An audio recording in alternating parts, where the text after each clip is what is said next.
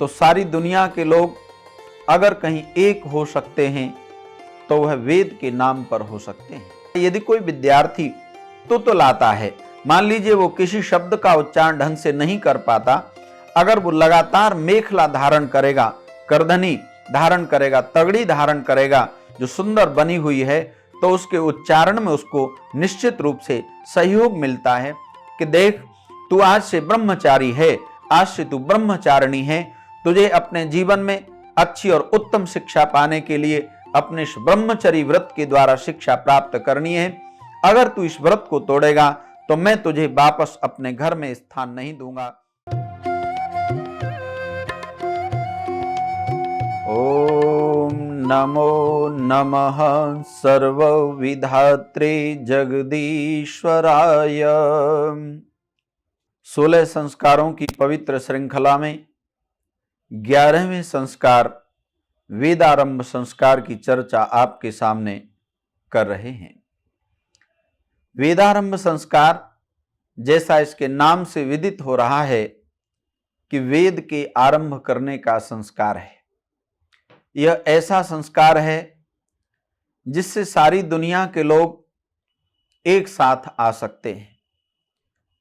आज पूरे विश्व में अनेकों मत, पंथ और संप्रदाय बन गए हैं, लेकिन फिर भी सारी दुनिया के लोग ये स्वीकार करते हैं, मन से स्वीकार करते हैं कि वेद जो है वो दुनिया की सबसे प्राचीन पुस्तक है।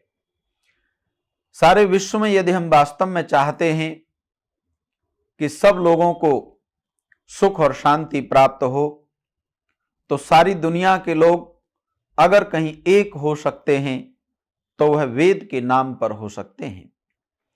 इसलिए प्राचीन ऋषियों ने दुनिया के सारे मानव को एकत्रित होने के लिए वेद का पवित्र माध्यम चुना और 11वां संस्कार वेदारंभ के नाम से जाना जाता है।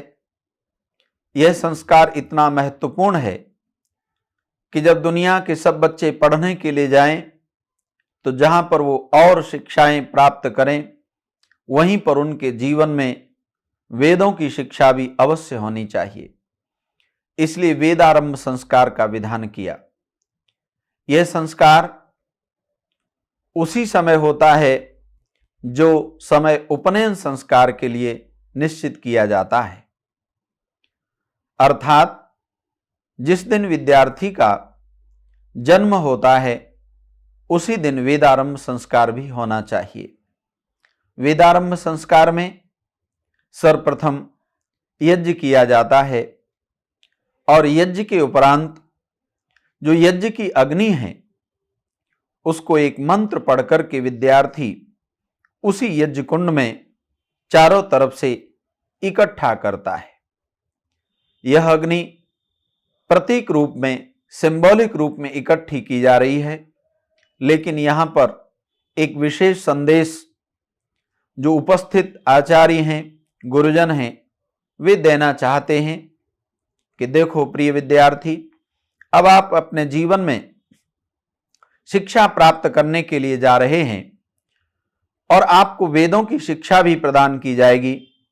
तो ध्यान रखना, ये जो अग्नि चारों ओर फैली हुई थी, इसको आपने अपने हाथ से इकट्ठा किया है, अर्थात अपने मन की वृत्तियों को जब आप विद्या अध्ययन के काल में हो तो जो इधर उधर फैली हुई वृत्तियां हैं उन सब को एकाग्र करके, एकाग्र चित्त होकर के, एकाग्र मन से अपने जीवन में विद्या प्राप्त करना। वेदारंभ संस्कार की 2 बड़ी महत्वपूर्ण विधियां होती हैं।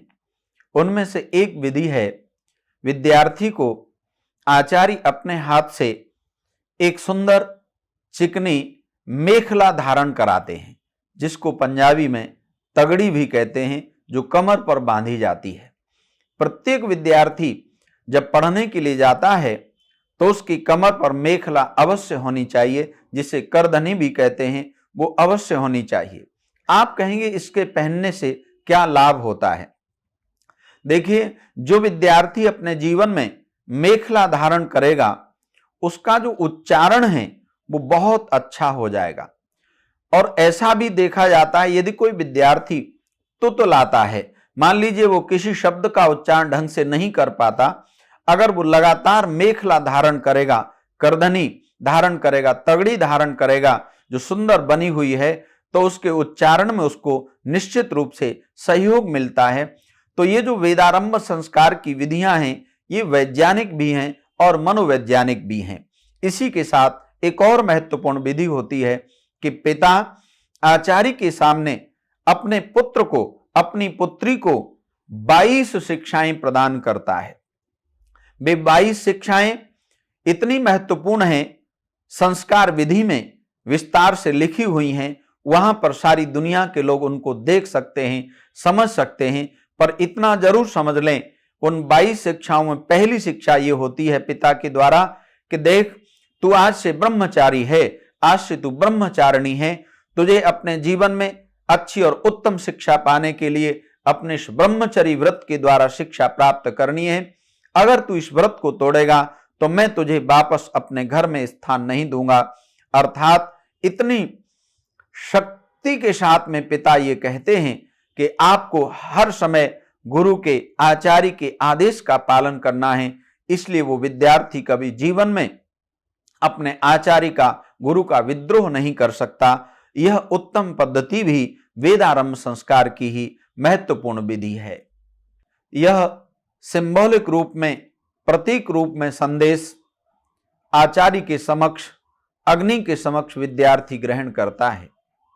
आप सब जानते हैं, जब दुनिया के सारे विद्यार्थी वेदारंभ संस्कार के माध्यम से अपने जीवन में शिक्षा को प्राप्त करेंगे तो उन्हें हमेशा ये ध्यान रहेगा कि मुझे इस समय अपनी सारी शक्ति, चारों ओर से बिखरी हुई शक्तियों को भी एक जगह एकत्रित करना है, अर्थात विद्या अध्ययन में लगाना है।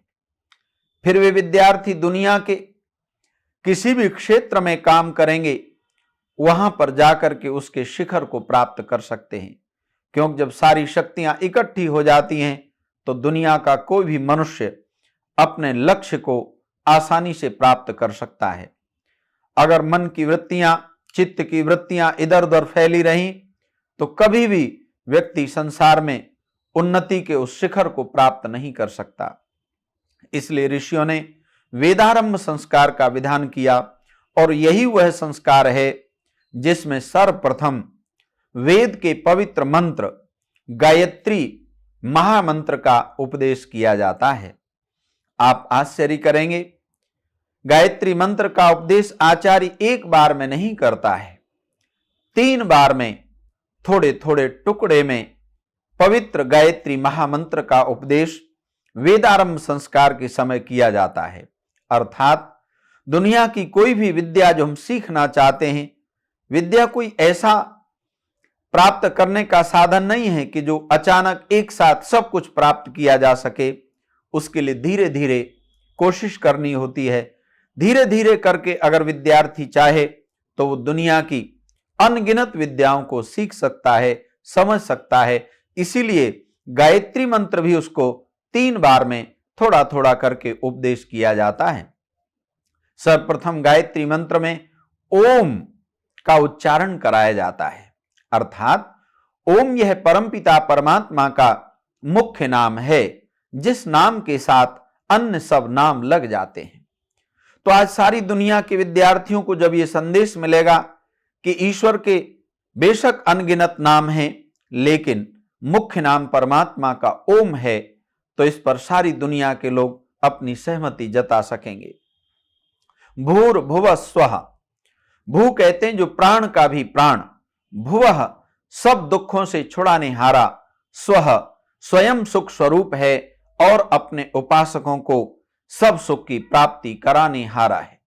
सवितुः सब जगत की उत्पत्ति करने वाले, सूर्य आदि प्रकाशकों के भी प्रकाशक, समग्र ऐश्वर्य के दाता, देवस्य कामना करने के योग्य, सर्वत्र विजय कराने हारे परमात्मा का जो वरेण्यम अति श्रेष्ठ, ग्रहण और ध्यान करने योग्य, भर्गः सब क्लेशों को भस्म करने हारा पवित्र शुद्ध स्वरूप है, तब उसको हम लोग धीमहि धारण करें।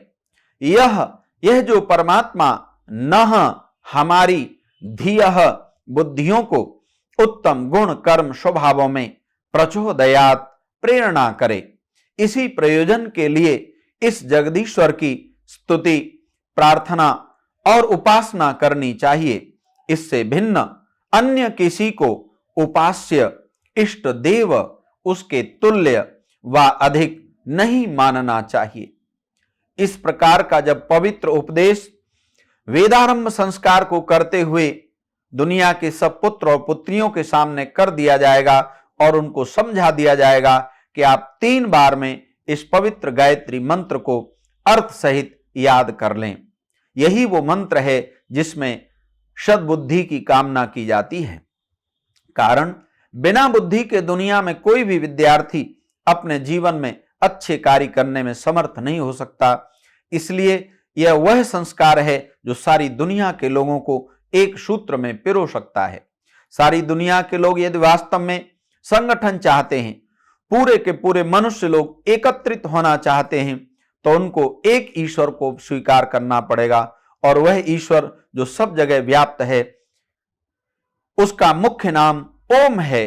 यहां पर सारे लोग एकत्रित हो सकते हैं और उसके पश्चात में जब एक ईश्वर को मानने लगेंगे तो सारी दुनिया के लोग ये मानेंगे कि हम वास्तव में सब आपस में परमपिता परमात्मा की प्रिय संतान हैं। स्त्री और पुरुष के रूप में परमपिता परमात्मा हम सब पिताओं के भी पिता हैं। यह भाव आते ही पूरी दुनिया में जो अशांति का वातावरण है, जो आज अविश्वास का वातावरण है, वो समाप्त हो जाएगा और इस दिशा में यह वेदारंभ संस्कार ही मुख्य कार्य करेगा। क्योंकि जब विद्यार्थी पढ़ने के लिए जाता है, यदि उसको उसी समय यह समझा दिया जाएगा कि सारी दुनिया के लोग आपके परिवार के सदस्य हैं, ये पूरी दुनिया एक परिवार है जिसका मुख्य आधार यह मनुष्य है और ये मनुष्य जब मिलकर के उन्नति के कार्य करेगा तो संसार में निश्चित रूप से सुख और शांति बढ़ेगी। वेदारंभ संस्कार हमको वास्तव में जहां पर वेदों की ओर ले जाने का संदेश देता है। फिर हम चाहें तो चारों वेदों को पढ़ सकते हैं, उपवेद पढ़ सकते हैं और भी दुनिया की अन्य अन्य विद्याएं हैं जो मूलतः वेदों से निकली हैं। दुनिया की कोई ऐसी शिक्षा पद्धति, कोई ऐसा शिक्षा का क्षेत्र नहीं है जो वेदों से जुड़ा हुआ न हो। सबके मूल में वेदों की पवित्र विद्या होती है। इसलिए जितना जल्दी हो सके दुनिया के लोगों को, अपने बच्चों को उपनयन संस्कार के बाद में यह 11वां संस्कार वेदारंभ संस्कार अवश्य कराना चाहिए, जिससे दुनिया के सब नए बच्चे ये मान सकें कि हम सब आपस में एक दूसरे के सहायक हैं और हम सब एक दूसरे के पुत्र और पुत्रीवत उस परमपिता परमात्मा के लिए एक समान हैं। हम सब एक दूसरे के सहयोगी बने, बजाय सारी दुनिया को बर्बाद करने के हम सारी दुनिया के लोगों को एक साथ मिलकर के ले चलें, जिससे सारी दुनिया में सुख और समृद्धि बढ़े। यही वेदारंभ संस्कार का मुख्य उद्देश्य है। धर्म ज्ञान के माध्यम से हम वास्तव में इस सच्चे धर्म को समझें, सारी दुनिया के लोग एक ईश्वर को मानने वाले बने, तो निश्चित रूप से वेदारंभ संस्कार का लाभ भी होगा और इस धर्म ज्ञान का भी हमको पूरा पूरा लाभ मिलेगा। नहीं तो दुनिया में यदि धर्म नहीं होगा तो आप जानते हैं फिर लोग अधर्म को ही धर्म समझने लगेंगे, पाखंड को ही धर्म समझने लगेंगे। बहुत बहुत धन्यवाद।